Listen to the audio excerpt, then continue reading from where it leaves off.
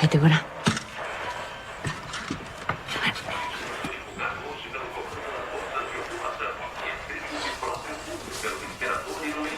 ほら。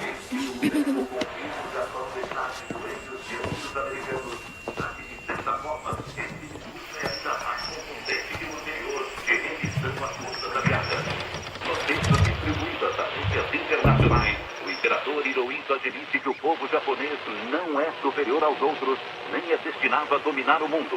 Mas o mais surpreendente e mais chocante para os súditos japoneses em todo o mundo é o trecho no qual o imperador do Japão admite que não é um deus, mas que é um homem como outro qualquer.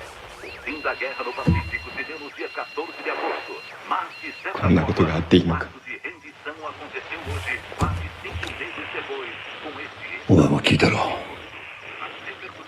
俺だって信じられん。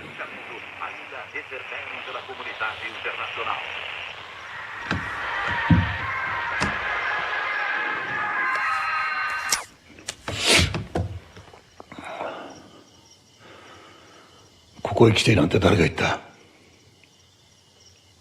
明美、何も聞かなかったことにするんだ。一言もだ。分かったな。